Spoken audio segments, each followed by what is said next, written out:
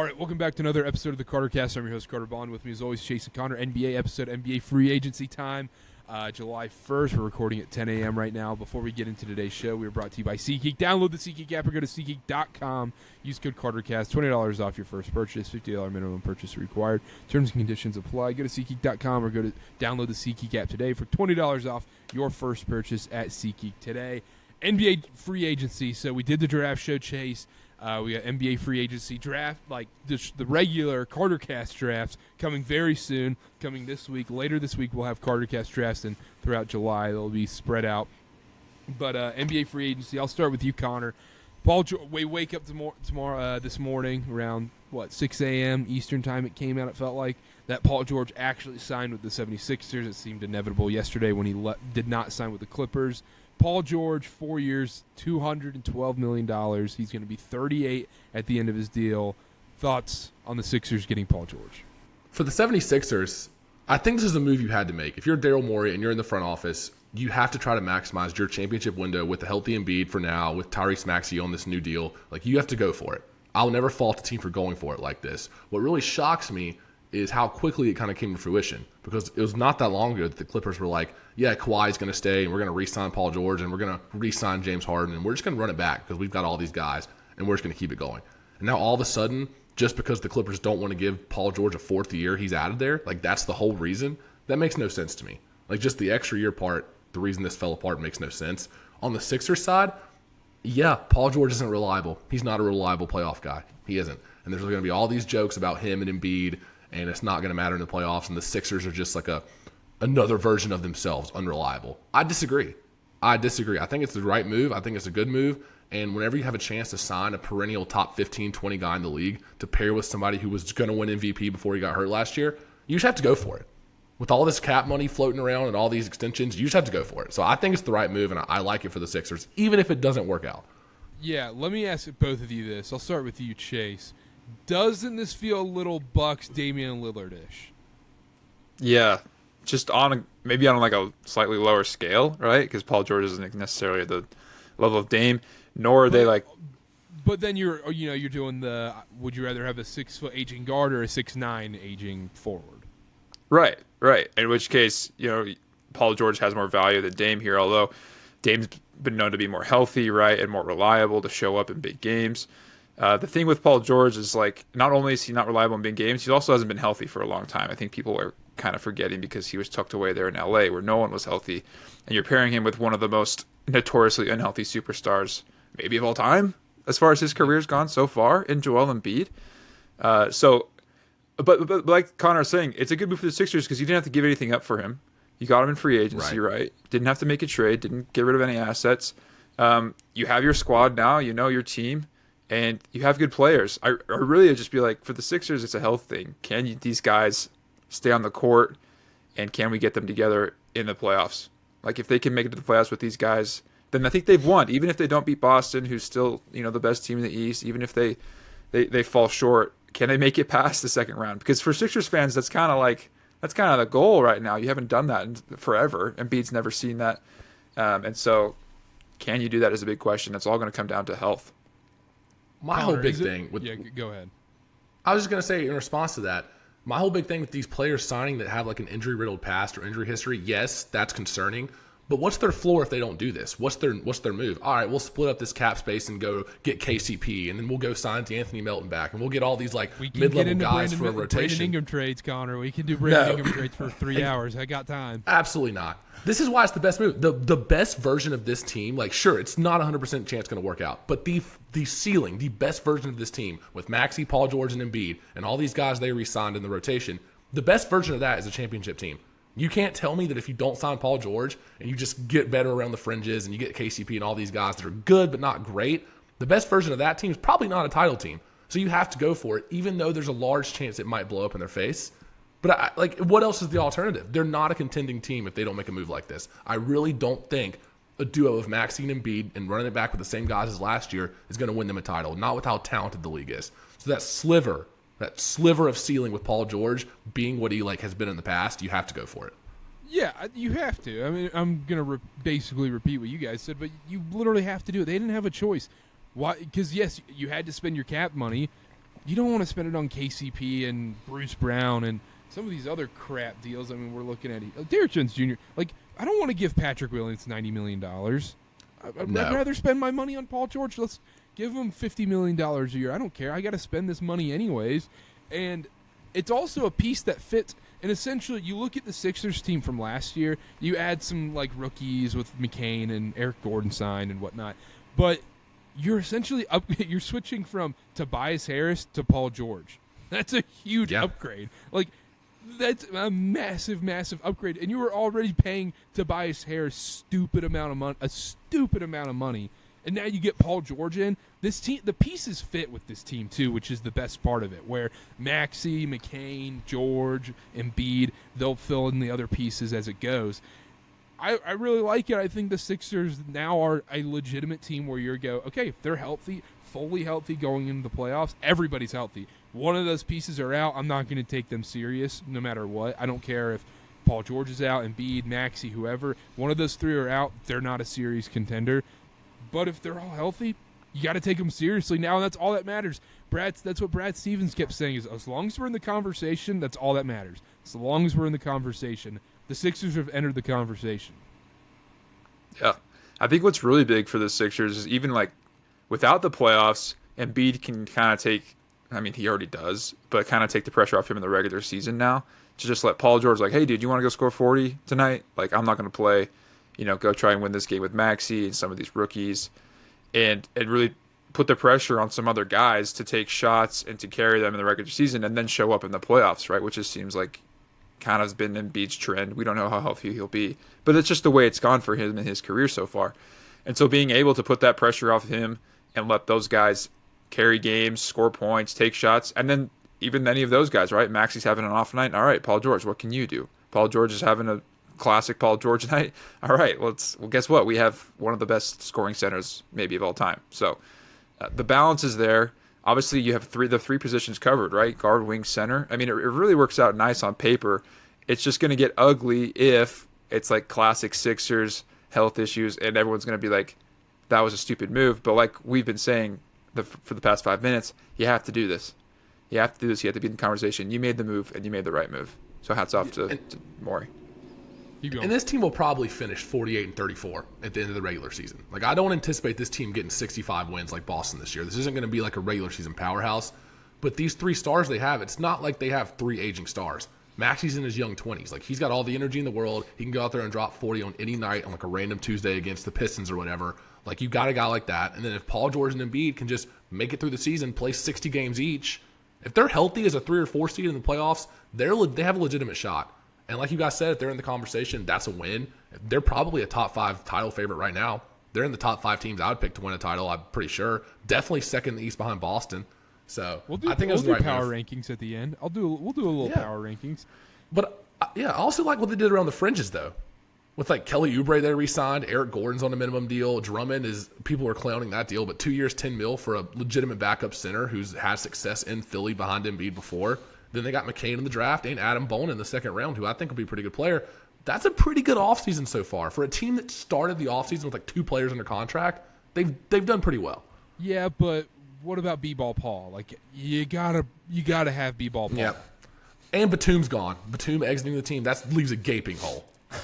Chase, where did B-Ball Paul play college ball? Dude, I couldn't tell you. DePaul. Yeah. DePaul, yep. B-Ball Paul DePaul. Chase, what were you going to say, though, before Connor went on? No, I was just going to say, yeah, the Sixers seem like the 4 or 5 seed that you purposely lose to avoid at the end. Where it's like, oh, the Sixers, they're going to be like, yeah, they could be a 6 seed, but you're like, I don't want to see them. Embiid's coming off of 2 weeks of rest. Like, I'm going to purposely lose this game. I don't want that 3 seed.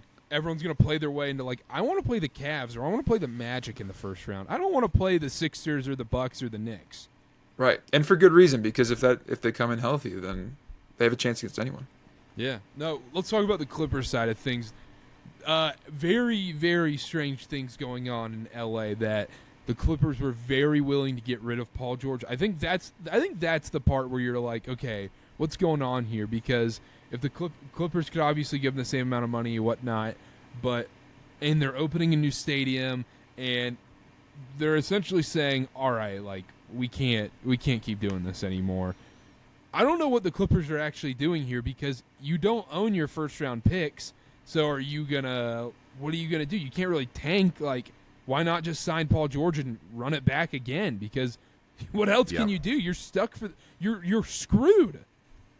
Yeah, having Paul George on your team raises your ceiling. Like we said with the Sixers, like the Clippers with Paul George theoretically would be a better team if everyone's healthy. They just are. And for them, when all this news started breaking where it's like, oh, Paul George might not re-sign, like the Clippers are hesitant to give a fourth year, and we kind of knew that he wasn't coming back, I was like, okay, they're probably going to hit the reset button a little bit. Maybe they don't re-sign Harden. Maybe they try to build around Kawhi or even, trade Kawhi, whatever. Like I thought they might hit the reset button. And then Harden signs a 2-year, $70 million deal. So it's like, okay, clearly you want to still be competitive, but you don't want to be as competitive as you can be. Like you just want to be in that middle of the pack because that makes no sense to me. Like I guess they believe in Terrence Mann and they signed Derrick Jones Jr. to a 3-year, $30 million deal, which is a great move. But to get rid of Paul George like that and then not blow it up and reset makes no sense to me. It's like, oh, I want to do this, but I'm not going to fully commit because new stadium, we got to be competitive. I don't get it. It makes no sense to me. It makes no sense to me what's going on in LA right now. And it's also funny that the secondary franchises of the two biggest cities, New York and LA, with the Nets and the Clippers, have made just disastrous roster decisions. And now the Nets are actually in a great spot now because they got their first round picks back and everything. Like they're able to tank and kind of reset for the future. But the Clippers, we talk about the Suns all the time. The Suns are screwed. They're not. At least the Suns still have Kevin Durant and still have Devin Booker. Like, what do I know the Clippers have a couple more first-round picks than the Suns, but not by much. And it's a full-blown disaster in LA. Yeah, they're going to be trotting out the 2014 West All-Star team. And what's that going to get you, I don't fault them for getting rid of Paul George just to kind of move on because I think obviously it wasn't working out. And I think sometimes you just need to let guys go and figure it out else. But I'm with you guys, then why re-sign Harden? Why make sure that he's on the team? Why not do anything else when you have no picks? Why not try and get something for any of those guys? Because they're just trying to sign and there's no selling on their side, which makes no sense to me, like you guys are saying. I don't have much about this because I don't know what they're doing. What I don't understand though is if you're the Clippers and you're willing to let Paul George walk, and I know you don't want to give him to Golden State because Golden State's kind of been the bully in your division for so long, and you don't want to see them still be relevant. But why not get some asset for Paul George when you can do a sign and trade and you're not getting Kuminga back, but you're getting something. You're getting something in return, whether it may be a later pick down the road or something. Why not still take that deal if you're just going to let him walk? Like, who cares? You're not going to be a championship-level team, so just give him to the Warriors. Get something out of him. It makes zero Is it a Ballmer ego trip? Maybe. Like, that's what confused me is like... Yeah, maybe burn bridges in L.A. or something. Well, that's the thing. Like, why are you all of a sudden so fed up with Paul George? But it's like, oh, yeah, go ahead, Kawhi Leonard. Like, I know Kawhi Leonard's a better player, but it's like, why aren't we fed up with him too? Like, he's part of it. So for them to be like, all right, we're done with Paul George, fine. But for them to get nothing back in return for him, it makes it hard for me to believe they're still interested in competing at the high level. Because like your team is just objectively worse. It just is without Paul George. And to get nothing back in return, like I said, makes no sense. So I'm sure something will come out where it's like, Paul George, left on a sour note in L.A. and him and Steve Ballmer got into it at the free agency meeting or whatever. But in reality, like, you're just hurting your own franchise at that point. Yeah, and like I just don't get it either because like I understand you don't want to sign Paul George till when he's 38 and you sign a 40-year, $212 million deal when you feel like you're not at that quote unquote championship level that the Clippers thought they might be when they made all these deals. But I just don't understand what they're doing whatsoever in LA. It makes like if you're still gonna stay committed to the Kawhi and James Harden business, why?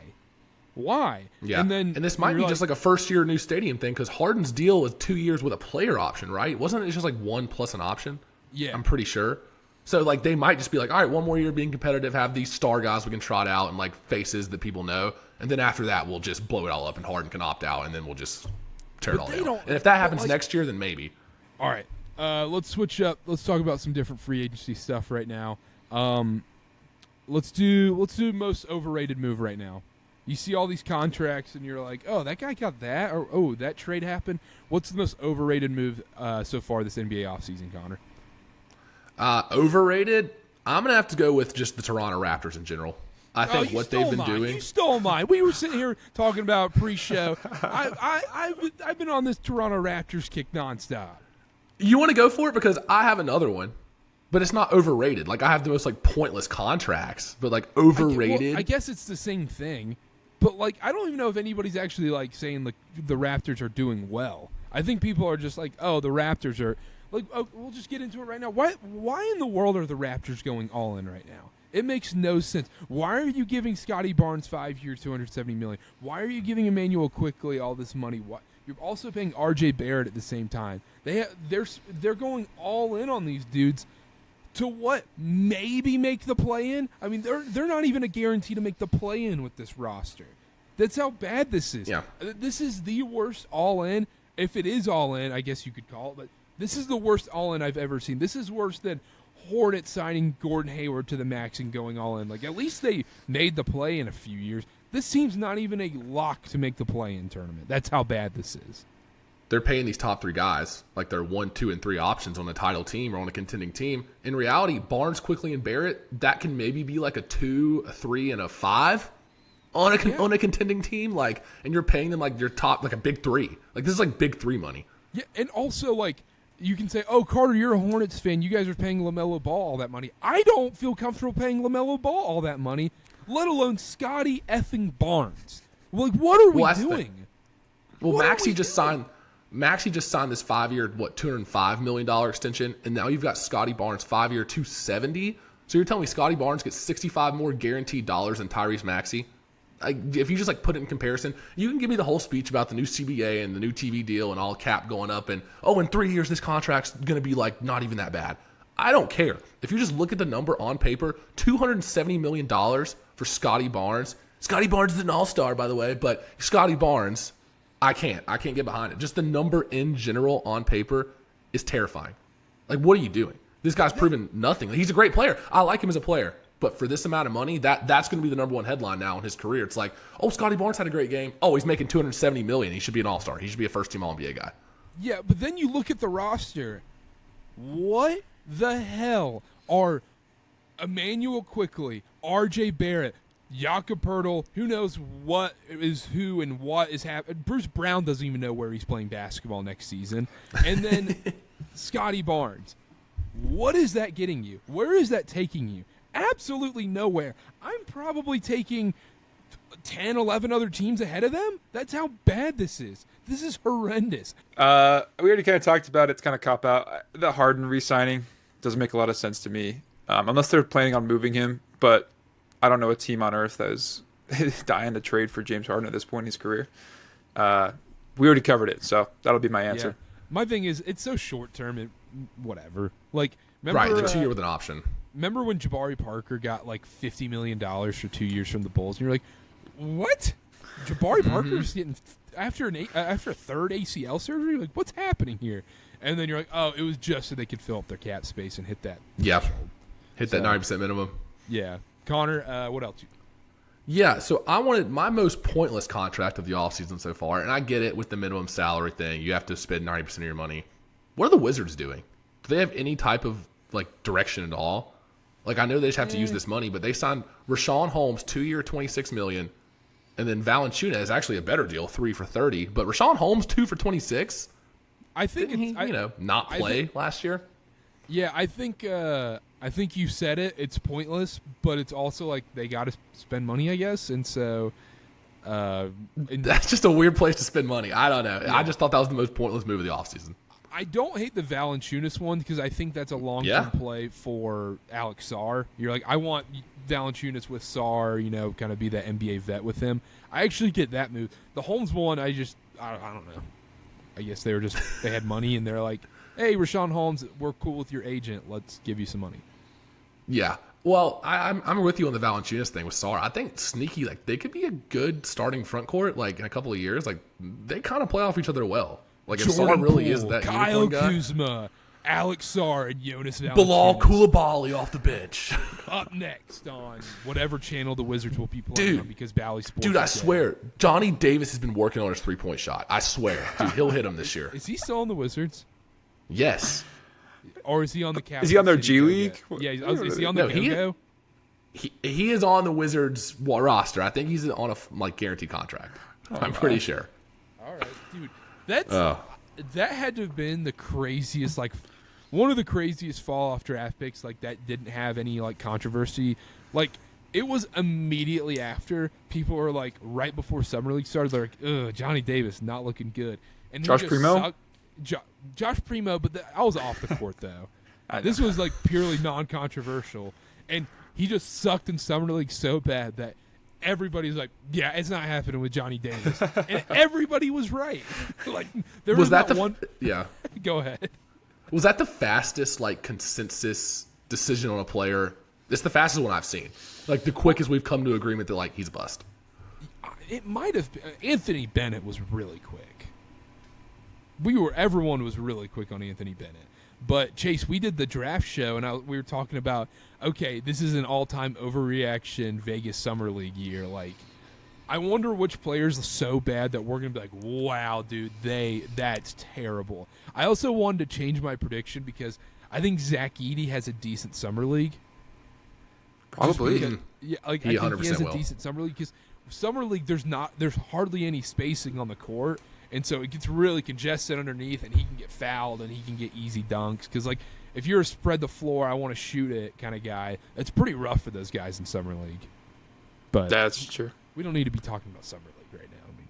I don't know what. Okay, while we're talking, guys, Tobias Harris has signed a deal. Have you guys seen it? No. No. I want you to guess. I want you to guess his price. And who? Tobias Harris signed with the Pistons for 2 years. I want to guess the price. Hey, Ben Hammond, shout out. I'm gonna go 2 years. 2 years, $50 million. I'm gonna go 2 years, 40. 250. It's 2 years, $52 million. That's pretty good. Bring me Connor. my money. Thank you. Thank you. There's got to be a team option on that second year, right? Let's see. It doesn't say. At least Woj hasn't said anything specific about it yet. But That's terrible. All right, let me go rattle off my Pistons are a problem tweet. Hold on. Ron Holland, Asar Thompson, Tobias Harris, and Cade. Cade Cunningham. He doesn't say the best player. Yeah, that's Dude, Tobias Harris and Cade Cunningham pick and rolls are going to be a problem. It's so funny because teams because Detroit and Charlotte are doing the exact same thing where they kind of have these these young guys who are potential stars like Cade and Brandon Miller and Lamelo and whatnot, but they're also we see Cooper Flagg next year. We want him, so we're gonna tank another year because everyone was tweeting out Detroit and Charlotte are willing to take on bad contracts. It's oh well, the sun rose today. Oh, cows moo, dogs bark, cats meow. What's new? What's new about life right now? Hartenstein signed with the Thunder. Hartenstein, okay. Did he? Great move for the Thunder. Connor, guess the contract. Do I get a year or no? How many years or no? 3 years. 3 years. Okay, that was gonna be my guess. I'm gonna say 3 years. $56 million. 87. Oh my lord! He's making just shy of $30 million a year. He's making $29 million a year with the Thunder. That can't. People were talking about him taking the MLE with the Knicks for $12 million. He's making $29 million a year. 29. That's why he left the Knicks. I actually love that signing. Not maybe the price, whatever. But if you're the Thunder, screw it. Yeah, go all in. not? Now's the time. They needed a center. Yeah. If you're the Thunder, what's your next move though? You have your center, and you have Chet. They can play all these different ways. Do you trade future draft picks to get a win now guy, or do you just keep running it with this team and try and build chemistry, and then hopefully you draft someone huge? You got to run it back if you're OKC, right? You had a disappointing loss to the Mavs, but everyone was young. You had things to get excuses on. Now you got a center, and just do it again.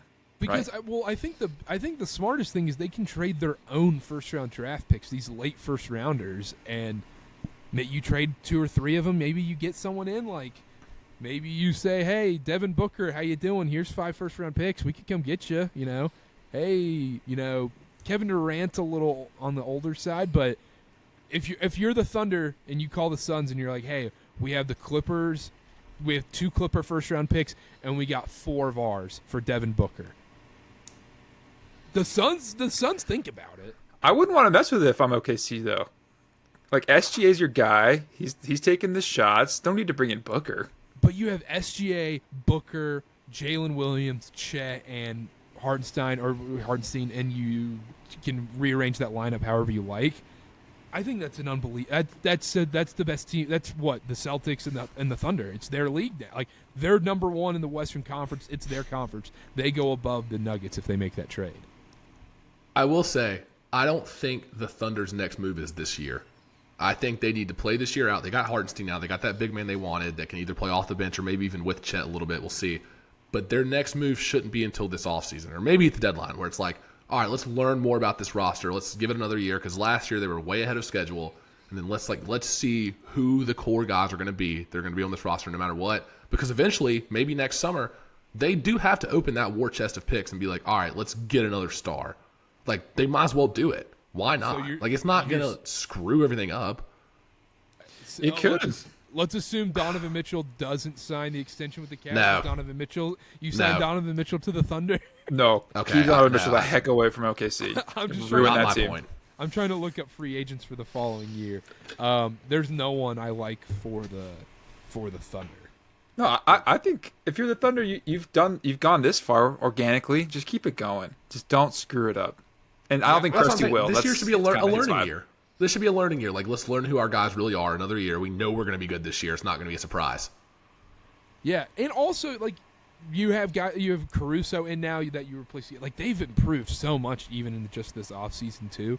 And the other thing is, let's say you wait a year because it feels like Devin Booker is almost going to be forced out of Phoenix because how bad the situation is, and Phoenix is going to say we need to recoup some of these draft picks and we need to get something out of this situation because nobody's going to trade for Bradley Beal anymore. Kevin Durant you could probably get a little bit out of, and you're going to get a massive, massive haul for Devin Booker. But next year, if the Suns thing goes south again this year, Devin Booker is going to be dangled out there a little bit.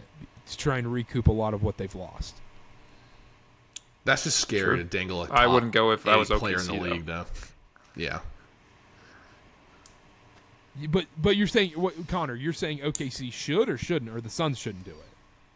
Yeah, if you're the Suns and you have a guaranteed top 7, 8 player in the league, it's hard for me to move on from him, I think. But even when you are so decimated and the other people around him can't play, like Kevin Durant's going to be done. Kevin Durant's going to force his way out eventually, wherever it may be. And Bradley Beal's, I guess, going to retire a son, maybe? Because where is he going to go? Shanghai? So I don't know. like, We really getting into the Suns now, huh? I guess I got. But I think this is. I mean, Devin Booker is going to be dangled out there. I promise you. I promise you, he's dangled out there because Yeah. you get offered 6 first-round OKC picks, and a couple of those are Clippers. When the Clippers are going to be terrible, you're answering that call. I think it depends a lot on if Booker himself is like, all right, I'm done here. I've accomplished what I need to accomplish here, or for lack of better words, didn't accomplish what I wanted to, and now I'm ready to move on. But if you're Booker, you're going into probably the best situation in the league, outside of Boston or Denver. I mean, it's probably all the same 3. You're in that top 3, that tier 1 of this is the best possible situation. He also would fit into that roster very easily too. So I'm just putting that out there. I'm just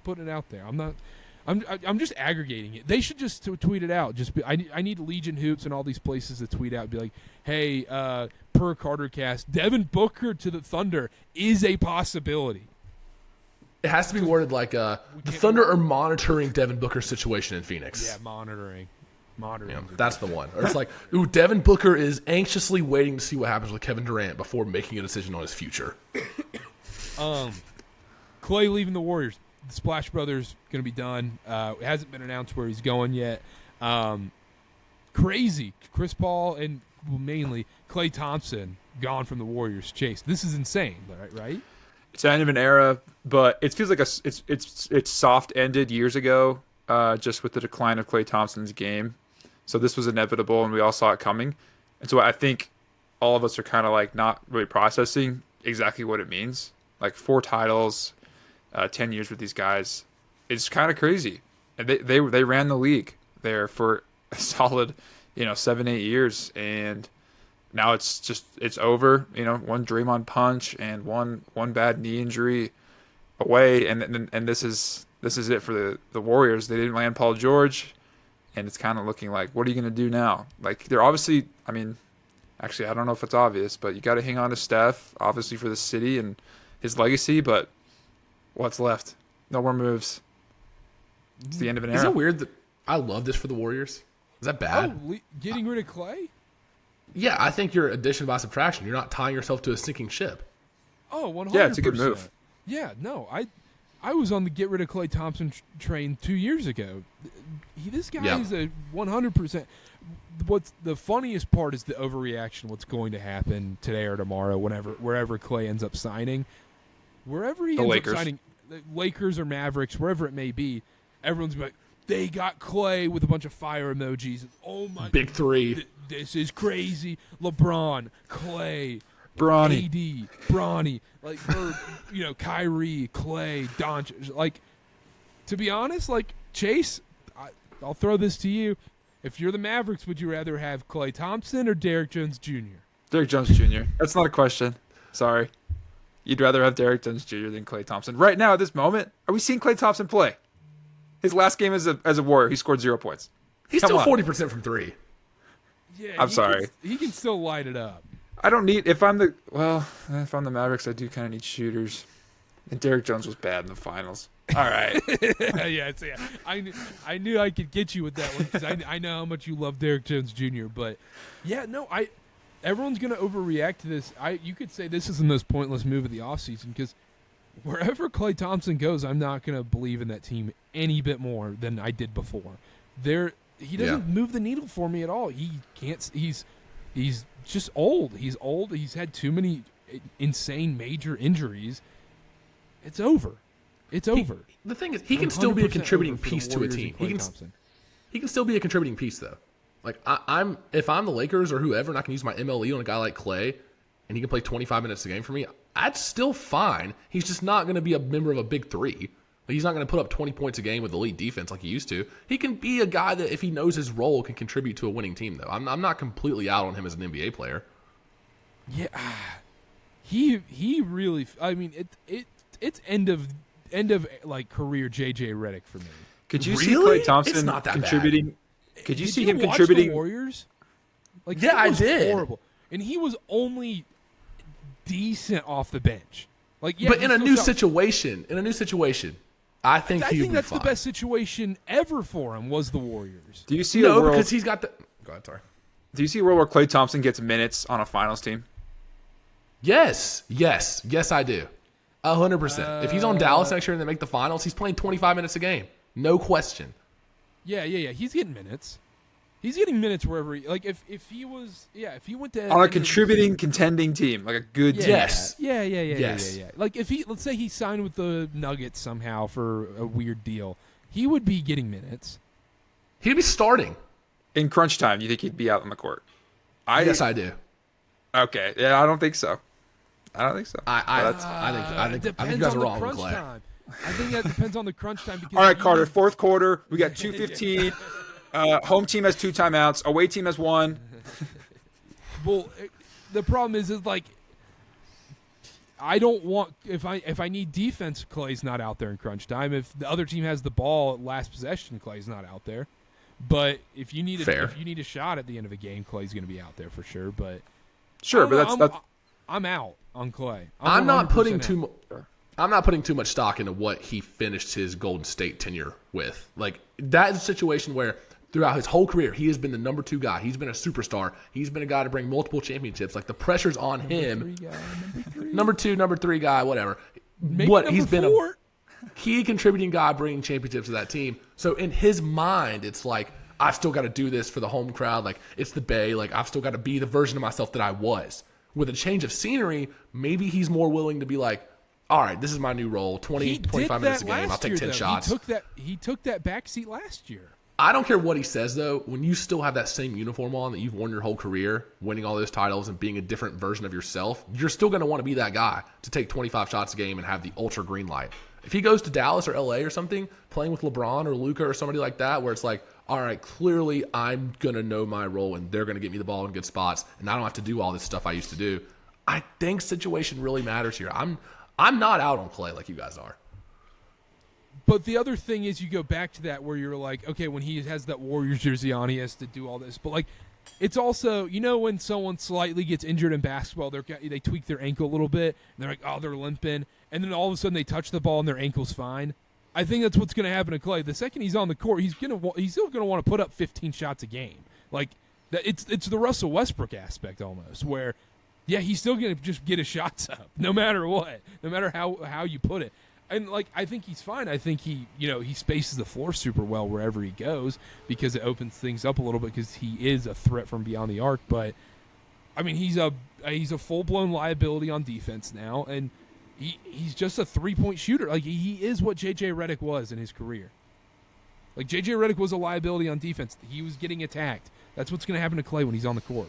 I thought it was weird Andrew Wiggins can't play Team Canada. Like, that got blocked. That was a weird storyline where I thought I was getting ball sacked. It was mutual, quote. Yeah, whatever that was. So they're working on a trade for him. Chris Paul's gone, like we said.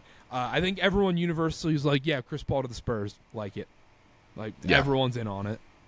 Yeah, that's 12 easy Wembanyama points a game more. Like, if Chris Paul's out there for 22 minutes a game, that is 6, like, no-effort buckets for Wembanyama every single game. No question. Yeah. That's what I was going to say. I'm going to be shocked if Wembanyama's averaging, like, 27 points a game next year or something ridiculous because he will get spoon-fed buckets every time Chris Paul's on the court, even if they're not winning. Spoon-fed, I don't know. I would say spoon-fed. Chris Paul at this age, spoon-fed? I don't know about that. On the offensive end, yeah. Now, they might get torched on defense, but then Wemby's behind him to protect the rim, so, Yeah, but I don't know. The Spurs are another team, like, if you're tanking or whatever, they're another great tank team where Wembanyama better be sitting out March and April because this team sucks, and don't get Wemby hurt. Just have him sit after the All-Star break. He doesn't need to play. The Spurs have no problem doing that either. They love doing that. Let him hit his let him hit his threshold, and then let him sit the final 17 games of the season. Yeah, I hear you. Real quick on the Warriors. I know they didn't get Paul George. I know they didn't get another free agency guy, big splash guy, whatever, in return for all this. I think it's for the best because it shows they're committed to not just going on that championship like hangover. Like, let's praise these guys for doing what they did. I've been on this rant before. Like, Curry, Clay, Draymond, like, thank you guys so much. Like, your jersey's going to be in the rafters. Finish your career here. It shows to me that they're more committed to not wasting Steph Curry's last few years there. Like, even though they didn't make a big splash this year, by getting rid of Clay, by letting Chris Paul walk, all this stuff, I think it shows they're willing to move on from that and still try to salvage these last few years of Steph Curry, which is what they should do. Yeah, I'm just scared they're gonna be like, hey, Brandon Ingram, let's come get you. They better not. They don't need to panic. I know. That's the panic move I worry about, where Steph's like, are you freaking kidding me? I did all this for this franchise, and we're not even going to have a even competent roster to make the play-in game.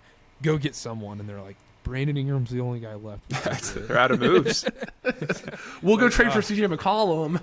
Yeah, it's like, Miles Bridges, welcome to Golden State. Actually like that, but I don't. He's a Hornet, Carter. He is a Hornet through and through. He bleeds. He bleeds Hornet. That is the Hornets culture right there. In a nutshell.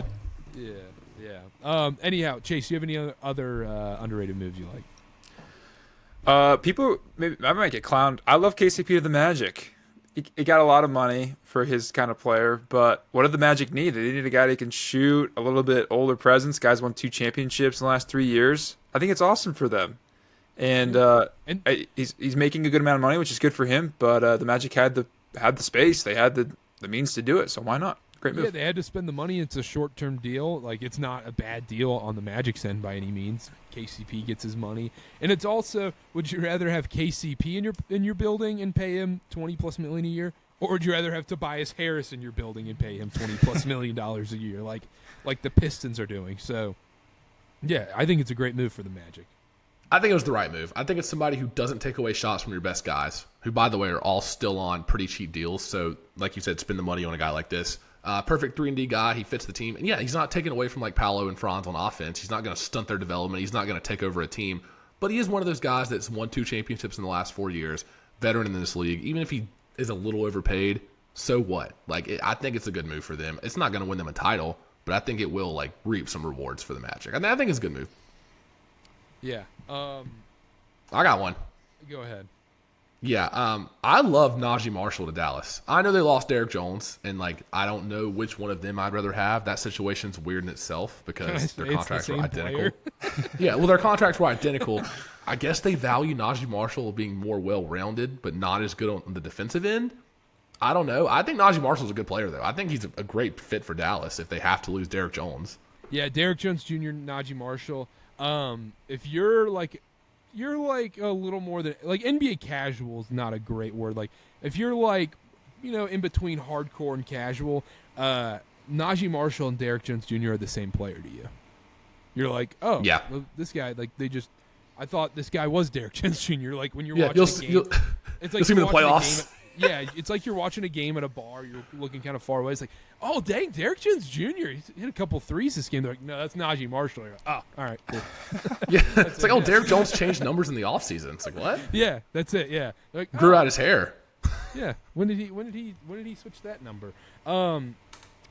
Cade Cunningham got the Supermax, Mega Max deal.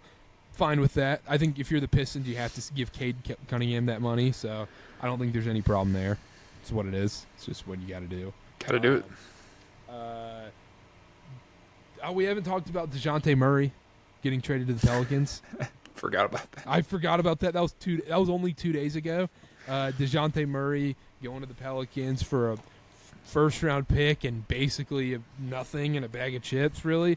Great for the Pelicans? I think it's a great fit. I do. I think offensively, especially to have one of those guys that can like create offense and like actually DeJounte Murray is a point guard. McCollum's never been a point guard.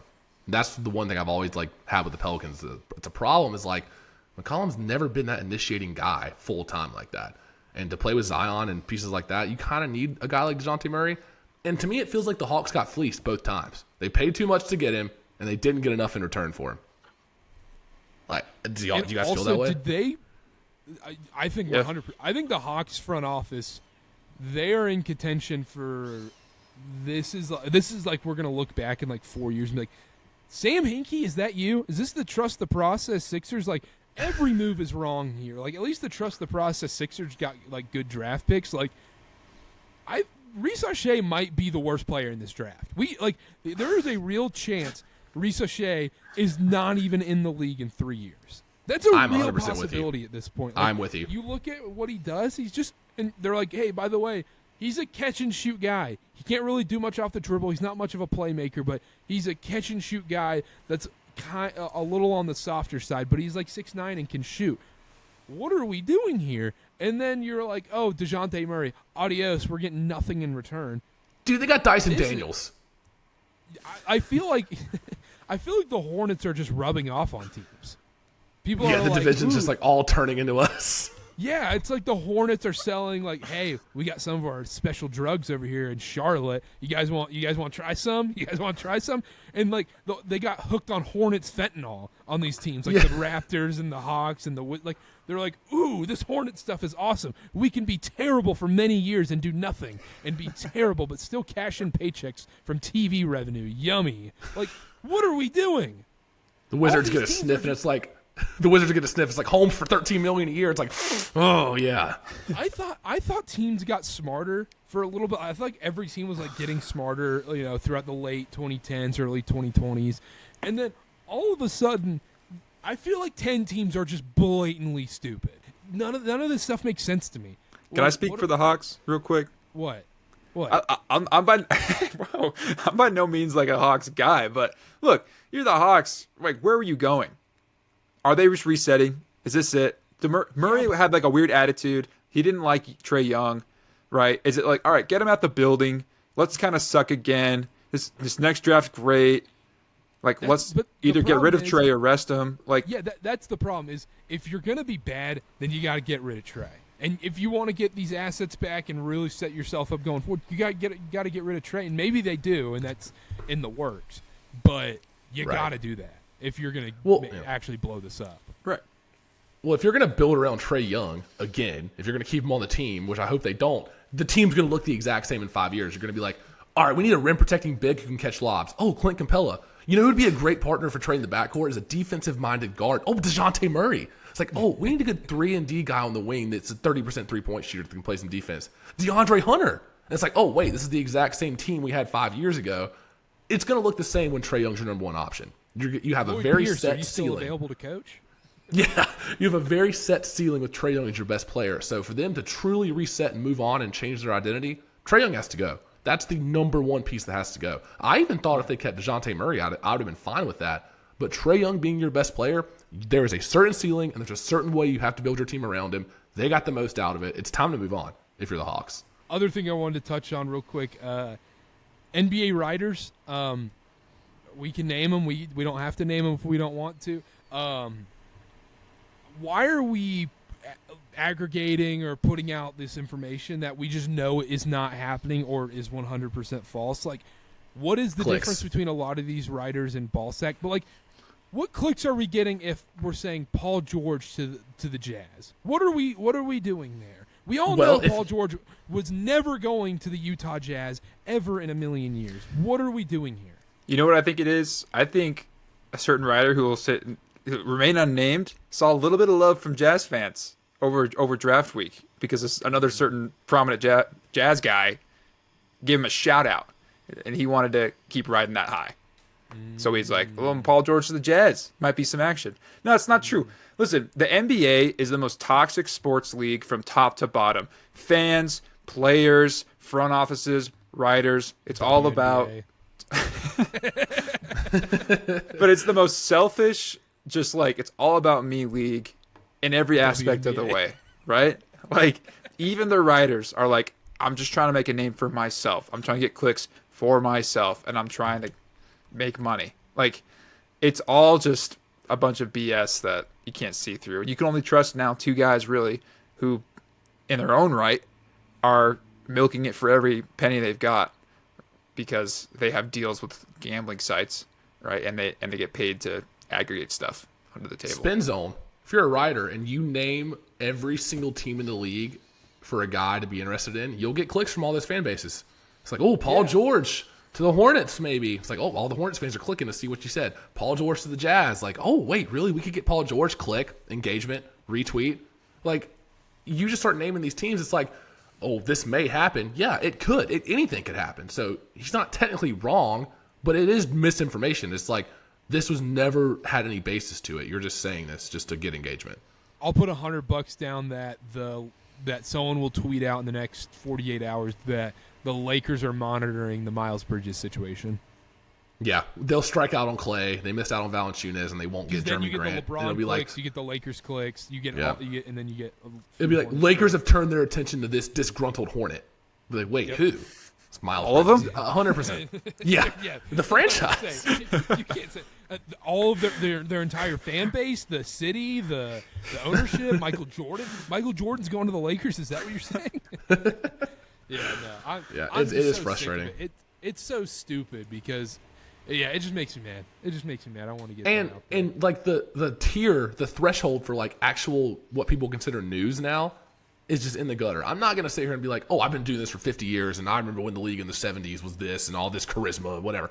Not that, but even just since I've been like watching and old enough to be like active on social media and like in this space, what the threshold is for news now, like tweet worthy or writing a whole article worthy news, is in the gutter. Where it's like, oh, De'Aaron Fox is monitoring the Sacramento Kings situation this year. If they don't make a deep run, like don't be surprised if he like thinks about leaving. There's nothing there that you even said that's substantial. Nothing there has like even happened. Like, I could just guess and check and be like, the Cavs don't make a run this year, Donovan Mitchell's going to be disgruntled, and I'll write a page story and get 5,000 clicks. Like, I hate it. It's so frustrating because I see all this crap on my timeline and none of it has any basis. Oh, I'm off the soapbox. That's all I have to say. It's when like you were growing up, you're at Walmart and you're checking out or whatever, and you look over to the magazine and you're like, Brad Pitt's gay? What? Like, it's just one of those like fake magazines, and you're like, what? Like, that's great. That's what NBA headlines are, though. It's Like, it's the perfect example is the Dan Hurley stuff. It was legit. Like he had interviews, but that was all just a publicity stunt. That was never going to happen. that's a great one to bring up. That's a great one to bring up because it's also the agent's play is just out of control. How, like, and people, you can like Woj or not, they're literal puppets for these agents because now these agents are making them put their names in tweets now whenever they're like, hey, by the way, Mike Jones of CAA says that Isaiah Hartenstein's getting $87 million or whatever. Like, they have to put the tweet in the name now. Like, I think the best example of this is what we saw Rich Paul do with Bronny for the last month, where it was literal. Like, you feel. I know we're not going to get into a Bronny thing, but I do feel bad for Bronny because the kid's clearly not even able to make his own decisions. But we saw like the dude was just blatantly like lying just for just a little personal gain for LeBron, and it was just constant like. He's like, oh, Bronny's the best player in this draft. Oh, Bronny could go 17. Oh, everybody likes Bronny. The Jazz like Bronny. The Mavs like Bronny. Oh, by the way, also, he could go 20. He could go 30. Oh, the Mavs are thinking about drafting him. But he's going to Australia if you draft him. Yeah, then draft day, Rich Paul texts Bob Myers during the broadcast and goes, hey, by the way, if Bronny goes anywhere but 55 to the Lakers, he's going to Australia. You're like, this is crazy. Yeah, that's insane. Another good example, Plumlee signed a 1-year deal, and then Woj like quote tweeted it and was like, now this agent, whatever of the CAA, whatever the hell it was, it's like this agent negotiated this deal. It's like a 1-year minimum deal for Mason Plumlee. I got it pulled up. Let me read it. So wait, that was real? I thought that was. I'm blocked by Woj, as you guys know. This is real. Oh no, that's real. I thought it was a ball sack screenshot. It looked like you screenshot from an Android. I have it pulled up. So he quote tweets the news, which is like one of the most irrelevant signings. He says Plumlee's agent Mark Bartelstein of Priority Sports lands him with Suns who are trying to upgrade their frontline depth. There's got to be some kind of clause where it's like Woj will give you this news to break if you just put our name in the tweet. That is 100% what it is. They want the publicity. They're like, oh, this guy, like some college kids like, ooh, Mark Bartelstein, he's the one that negotiated that Plumlee deal for Woj. Yeah, it's like who he is. He got 34-year-old Mason Plumlee another contract. I'm in. I'm there. You're sitting there. You're a McDonald's All-American. You're hoping to be a one-and-done recruit. And you're like, I remember when you got that Plumlee deal done. And Woj tweeted that out. I'm signing with you because of that. I could not believe you got that vet minimum done for our sweet Plumlee. Like, that was awesome. So stupid. It's so stupid. Anything else we wanted to hit on? Any quick draft thoughts? This is my first time talking to you guys after the NBA draft. Rankings. We'll close with power rankings, but draft thoughts real quick. I love just like blanket. Anything you want to go with? Yeah, I'll go with a list real quick. I love McCain to the Sixers. I think that's a great fit. Dalton Connect 4, as we talked about before we started recording. Love that. Dalton Connect is going to be the steal of this draft at 17 for the Lakers. He's going to be able to play right away, and we're going to be like, oh my gosh, Dalton Connect's awesome. Tiddly Sujane, whatever his name is for the Hornets, I'm still never going to be able to pronounce it. It's like Oscar Sheboy. I still can't pronounce it. That was good. Just said it perfectly. I know. Chase, it's been a 3-year battle. It's been a trust the process moment. I have spent thousands and thousands of dollars at speech therapy classes to pronounce Oscar Sheboy. And by the time Carter gets it right, he'll be in Greece. He'll be out of the league. Yeah, exactly. Anyhow, the Hornets guy turned a corner. I like it just because this draft sucks so much. Zach Edey was the crazy. I still think Reese O'Shea's the worst pick of the first round. I'll say it. Like I'm gonna go out there. Reed Shepherd to the Rockets, I love, and then Zach Edey at 9 was terrible. Yeah. Okay, I'm with you on most of those. I think Edey at 9, biggest reach in the world. People saying he's a guaranteed rotation guy. Like he's 15 minutes a game no matter what. I disagree with that. I think there's a world where he gets played off the court. Huh? Was Boban a 15-minute rotation guy? Yeah, exactly. Like I think there's a really real chance that he can't be in a rotation in like this year, and they'll realize that pretty early on. I'm with you on Reese O'Shea. What's that doing for me? Even in a draft like this, I think there were more sure bets out there than Reese O'Shea. Like what he could be, really. I'm out on that. I would have taken the swing with a Shepherd or Castle, to be honest. I think you're right. Or just said screw it and draft Sarr anyways, even though there was all that buzz about him not wanting to go there. Who cares? I don't like taking. I a lot of people have done that whole thing. I don't want to take a guy that, one, doesn't want to be the number one pick, and two, is if they're like, I really don't want to be there, like, I just don't want that guy in the building. Yeah, I guess, yeah. Castle at 4, everybody's in love with that pick. I'm going to be honest, I don't love it. I think, yeah, he could be good. He's got high defensive, potential, but a guy that didn't play point guard at UConn all of a sudden wants to be the point guard, and he was saying, I'm not going to get drafted to a team that already has a point guard in place. Really? You didn't play – you played 10 possessions of point guard for UConn. They were horrible. Yeah, but one thing I do like, though, about that is Chris Paul's with him now. Could you just get a better veteran to pair with them? So that's where, true. like, I wasn't as high on the Castle hype as everyone else was. Like, oh, the Spurs killed it or whatever with that. Now that Chris Paul's there, you're like, oh, gosh, dude, this is perfect. Like, they set it up perfectly. They had a plan. Yeah, that's fair. I don't love Rob Dillingham as a player, but I also hate that the Spurs traded him for a 2031 pick. Like, what are we doing? I kind of like you Rob like him? Dillingham. Yeah. I'm not a fan. He's going to – for the Timberwolves, there's going to be a time in the playoffs where you're like, oh, crap, Rob Dillingham is 35. He can't play defense. I mean, yeah, but a lot of but they got the defensive player of the year. My bad. They've got the defensive player of the year behind him. That's on me. And the future that trade defensive was player great. of the year, Cat. That trade was probably better than Kevin Durant, honestly. If we're really talking about it, I mean, yeah. And then other than Ron Holland at 5, he could be good, but it just cracked me up. That was such a Pistons move. Like, the Pistons and Hornets had such classic moves. They're just they're like holding hands together, like, yay, let's be terrible together. Yeah, most people had Ron Holland in like the 10, 15 range, and then the guy for the Hornets like wasn't even in the first round on some people's draft boards. So it's like it was like 8 a.m. and all of a sudden I'm like, by the way, watch out for this cat. I'm like, okay, whatever. And then what's her face, Kristen Peak from Yahoo Sports was like, by the way, the Hornets are taking this guy at 6 tonight. She tweeted that at like 2 p.m. I'm like, okay, all right, that's another blank Fisher tweet. All of a sudden, you got taken. I was like, oh, good for her. She nailed that. Credit to her. I think Klingon going to the Blazers, there's a good chance we never hear from him. He just goes to the Blazers and he's like, okay. It's like, It's like Zach Collins 2.0. Like, oh, yeah, it's like, oh, Klingon. That's actually a good one. Yeah. I didn't he like is still that in the for league. Klingon. Exactly. Yeah.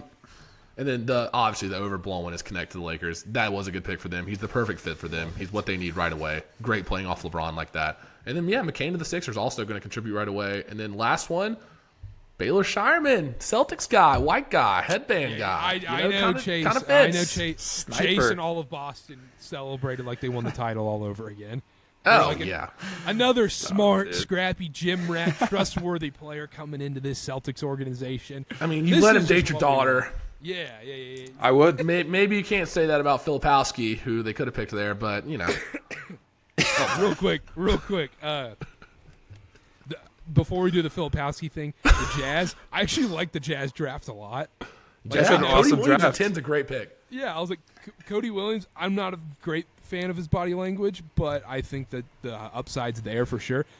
Collier? Isaiah Collier. Well, like, I love him. Like, why not take the swing on him at 29? What else? You can do a lot worse than that. Yeah. He was the number one guy coming out of high school, which doesn't mean that much, but it means the talent's there. It means somebody saw him. If he had a bad year at USC and then he turned out to be great, that's a steal. Yeah, I mean, and in a lot of mocks had Filipowski in the lottery. Like, even as a Duke guy, I'm not the biggest Filipowski in the NBA guy. I think there's a lot of holes in his game and a lot of question marks, and he can be soft at times. But 32, second round, there's a lot of Filipowski? That's a great one. For sure. But yeah, we get into the question marks. Yeah, we get into the question marks. And I'm more. I guess you could say there's question marks about his game. A little play on there. Yeah. He didn't have to do much for his current girlfriend, but yeah. All right, we'll get into that. If you haven't heard the story, I guess I can recap it really quick. If you've definitely seen it if you've been on social media, but if you haven't been on social media, the story is Duke's Kyle Filipowski in the draft.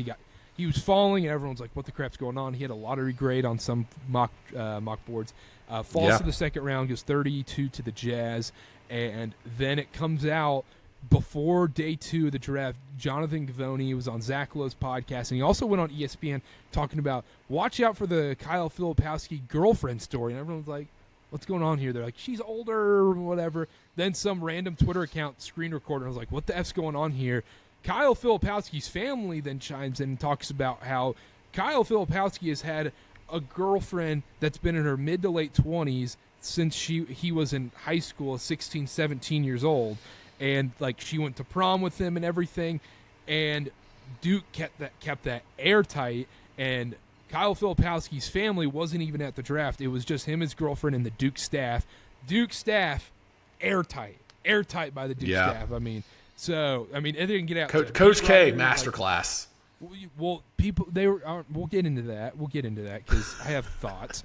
And anyhow, and then so their family's been on a whole tirade online, being like, and apparently Filipowski's girlfriend, who they're claiming groomed, whatever. I don't know what I don't really know. I don't care. She made him write a letter to his family saying, "Adios, Filipowskis. I'm with this chick now." And then they went on a whole thing like, this should have been the best day of our lives as a family. He's gone. She's brainwashed him. Blah, blah, blah, blah, blah. All these tweets left and right going on about it.